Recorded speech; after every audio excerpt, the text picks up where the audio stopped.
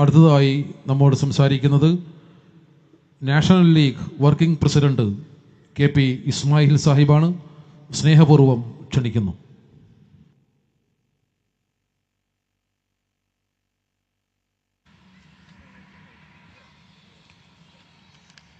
ബഹുമാനപ്പെട്ട അധ്യക്ഷൻ, സ്റ്റേജിലുള്ള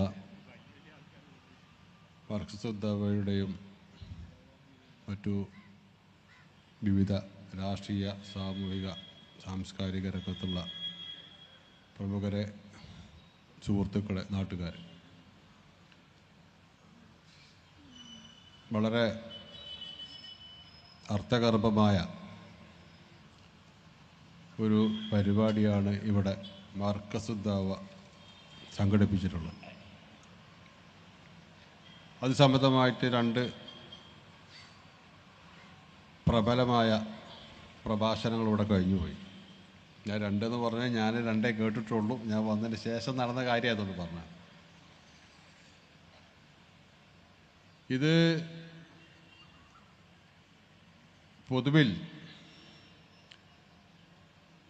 സംഘപരിവാറാണ് രാജ്യം ഭരിക്കുന്നത്. അത് ആദ്യത്തിലൊക്കെ നമ്മളങ്ങനെയൊക്കെ ചിന്തിച്ചിരുന്നത് എങ്ങനെ വെച്ചാൽ നമ്മുടെ ഈ ജനാധിപത്യ മതേതര സോഷ്യലിസ്റ്റ് ഭരണഘടനയുള്ള ഇന്ത്യ രാജ്യത്ത് സംഘപരിവാരം പ്രചരിപ്പിക്കുന്നതൊക്കെ നടപ്പിലാക്കാൻ കഴിയുമോ എന്നൊക്കെ ഒരു സംശയം പഴയ കാലത്ത് നമുക്കൊക്കെ ഉണ്ടായിട്ടുണ്ടായിരുന്നു. പക്ഷെ അവരിപ്പോൾ ചെയ്തുകൊണ്ടിരിക്കുന്നത് എന്താണ്? ഭരണഘടന അവിടെ ഉണ്ട്, ആ പുസ്തകം അവിടെ ഉണ്ട്, അതിന് പ്രശ്നങ്ങളൊന്നുമില്ല. പക്ഷെ ആ ഭരണഘടനയുടെ അന്തസത്ത തകർക്കുന്ന ഓരോരോ നിയമങ്ങൾ അവർ കൊണ്ടുവന്നുകൊണ്ടിരിക്കും ഏകപക്ഷീയമായി.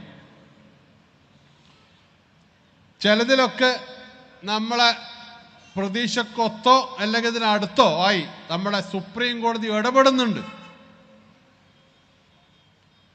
പക്ഷെ അവിടെ അതുകൊണ്ട് അവർ നിൽക്കുന്നില്ല. അവർ പിന്നെയും അവർ ഉദ്ദേശിച്ചതുപോലെ മുന്നോട്ട് പോയിക്കൊണ്ടിരിക്കുക.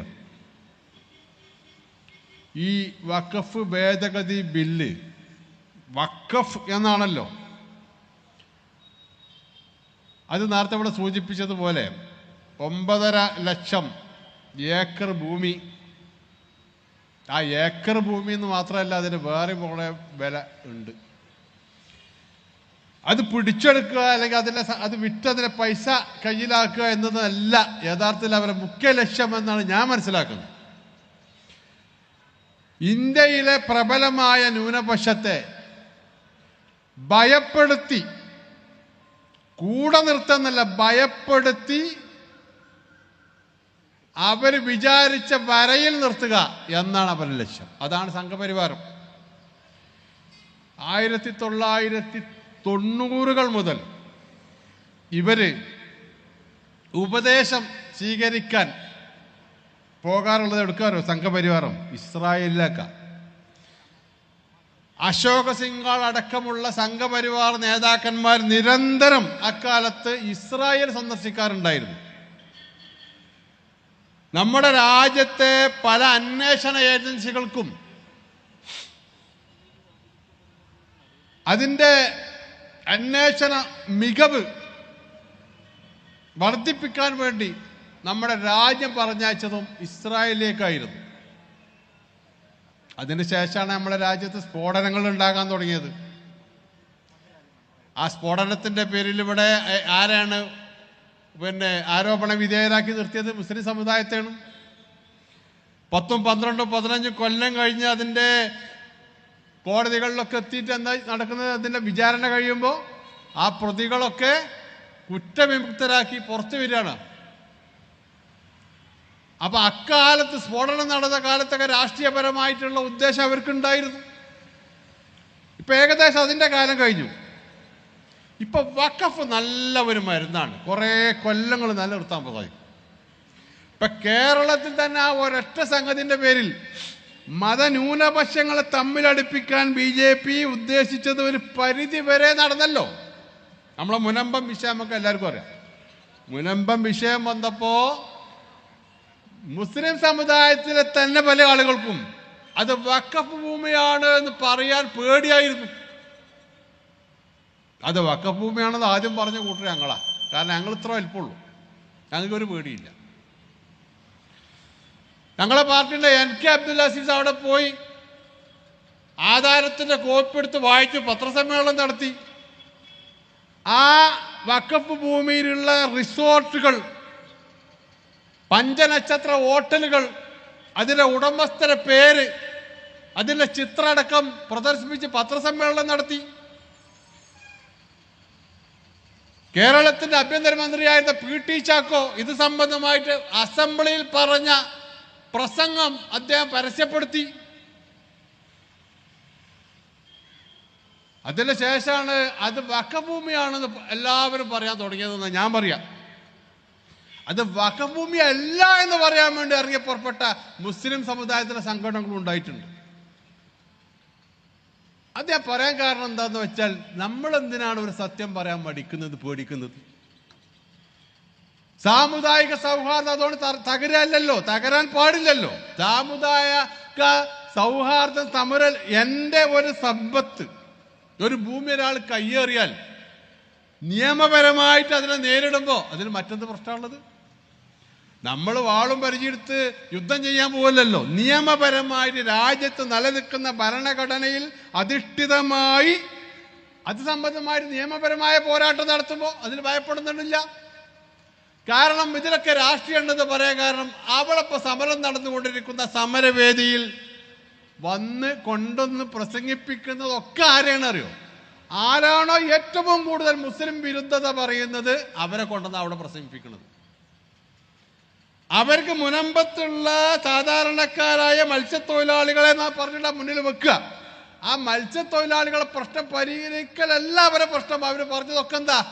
ഈ വഖഫ് ഭേദഗതി ബില്ല് പാസ്സാക്കണം, BJP മുൻകൈയെടുക്കണം, കേരളത്തിൽ അതിനെ എതിർക്കുന്ന പാർട്ടികളെ കൂടെ ക്രിസ്ത്യൻ സമൂഹം നിൽക്കാൻ പാടില്ല. ഇതല്ലേ പറഞ്ഞുകൊണ്ടിരിക്കുന്നത്? കുറേ നമ്മളതിൻ്റെയൊക്കെ അടിയിലുള്ള കമൻറ്റുകൾ ഇങ്ങനെ നോക്കിയാൽ കാണാം എത്രത്തോളം വർഗീയവൽക്കരിക്കപ്പെട്ടു കേരളത്തിലെ മതന്യൂനപക്ഷങ്ങളിൽപ്പെട്ട ഒരു വിഭാഗം. ഒരു മതന്യൂനപക്ഷ വിഭാഗം മറ്റൊരു മതന്യൂനപക്ഷ വിഭാഗത്തെ ശത്രുപക്ഷത്ത് നിർത്തി. അത് നിർത്തുക എന്നുള്ള ലക്ഷ്യം BJPയുടെ ലക്ഷ്യം, സംഘപരിവാറിന്റെ ലക്ഷ്യം ഭാഗികമായിട്ടെങ്കിലും സഫലീകരിക്കപ്പെട്ടു. അതെന്തുകൊണ്ടാണ്? നമ്മൾ സത്യം പറയാൻ പഠിച്ചതുകൊണ്ടാണ്. ഇതാണ് സത്യം. അത് വഖഫ് ഭൂമിയാണെങ്കിൽ പോലും അവിടുത്തെ സാധാരണക്കാരായ ജനങ്ങളുടെ കാര്യത്തിൽ പരിഹാരം എന്താണോ സർക്കാർ ഉണ്ടാക്കുന്നത് അതിന് എതിർപ്പില്ല എന്ന് പറയുന്നതിന് പകരം അത് വഖഫ് ഭൂമിയല്ല എന്ന് നമ്മൾ പറയാം.